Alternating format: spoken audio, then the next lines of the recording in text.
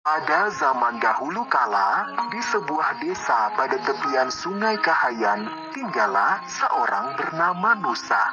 Nusa hidup dengan istri dan seorang adik iparnya. Untuk memenuhi kebutuhan sehari-hari, Nusa dan adik iparnya bercocok tanam di sebuah ladang kecil dekat rumah panggung mereka. Ladang yang subur dan ketekunan mereka dalam bercocok tanam menghasilkan panen yang melimpah. Sayangnya, suatu hari desa tempat tinggal Nusa dilanda kekeringan. Untuk memenuhi kebutuhan selama kekeringan, Nusa dan adik iparnya pergi berburu di Sungai Ruhan, sebuah sungai kecil di dekat Sungai Kahayan. Mereka terus mendayung di Sungai Ruhan sampai akhirnya sebuah pohon yang tumbang menghalau perahu mereka. Nusa dan adik iparnya mencoba membelah kayu tersebut. Namun, hari semakin sore. Dan kita belum mendapatkan hasil buruan. Lanjutkan memotong batang pohon ini. Aku akan masuk ke hutan. Nusa kemudian masuk ke dalam hutan untuk mencari binatang buruan. Tiba-tiba, Nusa melihat sebuah telur yang berwarna putih besar. Sesampainya di rumah, telur ini terlalu besar, Kakanda. Apakah Kakanda tidak khawatir? Bahkan, Kakanda sendiri tidak mengetahui itu telur apa. Telur ini sangat besar. Tidak usah khawatir. Telur ini cukup untuk makan kita bertiga. Lebih baik kita tidak memakan telur ini, Kakanda. Tidak makan hari ini tidak apa-apa, asalkan kita tidak memakan sesuatu yang tidak jelas asal-usulnya. Jika kalian tidak mau memakan telur ini, biar aku saja yang memakannya. Aku tidak peduli ini telur apa. Dengan wajah yang kesal kepada istrinya, akhirnya Nusa sendiri yang merebus telur tersebut. Setelah telur tersebut matang, Nusa memakannya sampai habis.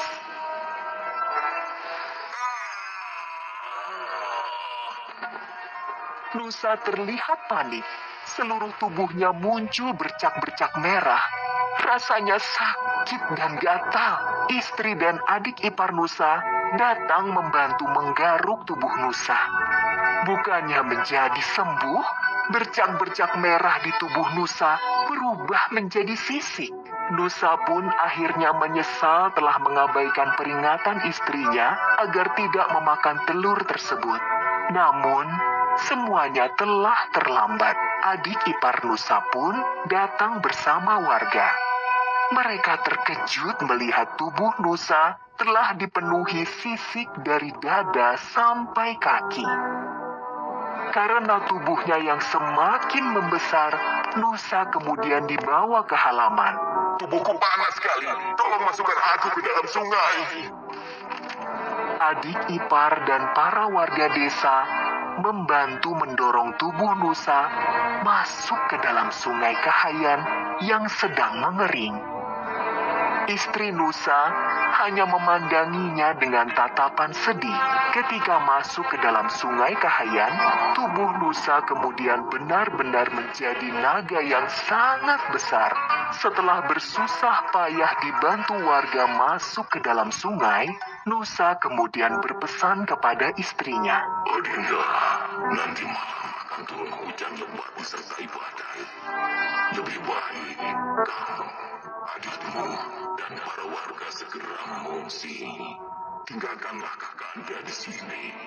Sudah menjadi garis nasib kita harus segera berpisah. Maafkanlah Kakanda selama ini. Nusa yang telah sepenuhnya menjadi naga itu hanya bisa menangis melihat kepergian orang-orang yang disayanginya. Pada malam harinya, seperti yang dikatakan Nusa, terjadi hujan badai. Luapan air yang besar membuat tubuh Nusa terbawa arus. Tubuh Nusa yang terbawa banjir Sungai Kahayan akhirnya terdampar di dekat muara. Nusa hanya berdiam diri sambil melingkar tubuhnya di muara Sungai Kahayan. Di muara sungai tersebut banyak terdapat ikan sehingga Nusa tidak kesulitan mencari makanan. Kehadiran Nusa di muara tersebut membuat ikan-ikan menjadi cemas akan keselamatan mereka.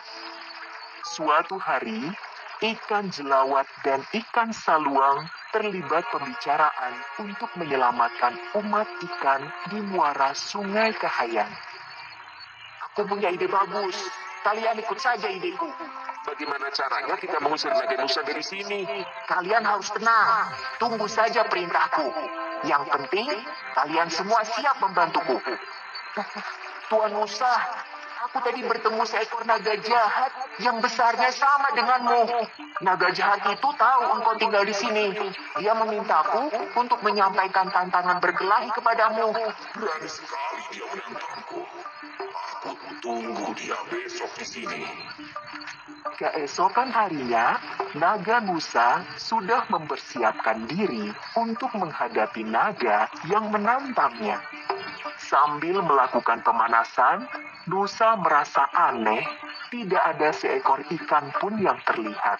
Namun, Nusa berpikir ikan-ikan ketakutan akan adanya perkelahian besar 2 ekor naga. Nusa menunggu musuhnya hingga matahari condong ke barat. Namun, musuh yang ditunggu tidak kunjung datang. Nusa pun mengantuk dan tertidur. Ternyata, sedari tadi, ikan saluang mengintip Nusa dari jauh dan mendekatinya ketika Nusa tertidur. Tuan Nusa, bangun, musuhmu datang. Nusa terkejut dan menggeliat menoleh ke sana kemari mencari musuhnya. Nusa melihat ekor yang sedang berputar dan tanpa pikir panjang langsung menggigitnya. Ketika menggigit ekor tersebut, Nusa merasa ada yang aneh. Nusa memandang ekor yang sedang digigitnya dengan seksama. Ternyata Nusa menggigit ekornya sendiri. Nusa berteriak kesakitan karena ekornya putus. Dan yang lebih menyakitkan bahwa dia sendiri yang menggigit ekornya. Melihat ekor Nusa yang telah putus, maka ikan saluang segera mengomando ikan-ikan lainnya yang jumlahnya ribuan untuk menyerang ekor Nusa yang terluka. Wahai umat ikan di Muara Kahayan yang selama ini dijajah naga Nusa, saatnya untuk membebaskan diri kalian dari penjajahan ini. Segera serang dan gigit ekor naga Nusa yang terluka.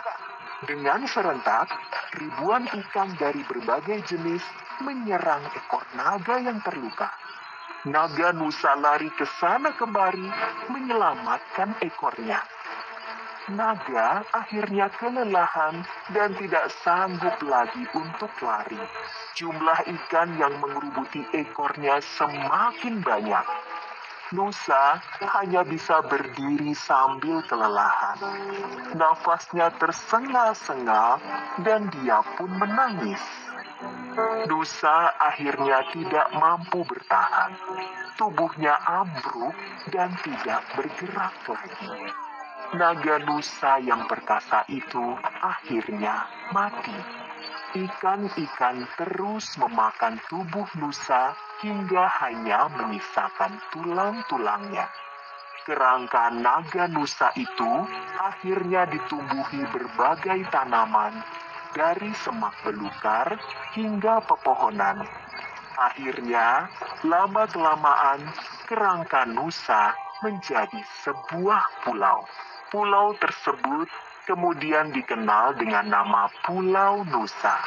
Letaknya di aliran Sungai Kahayan, Kabupaten Pulang Pisau, Kalimantan Tengah.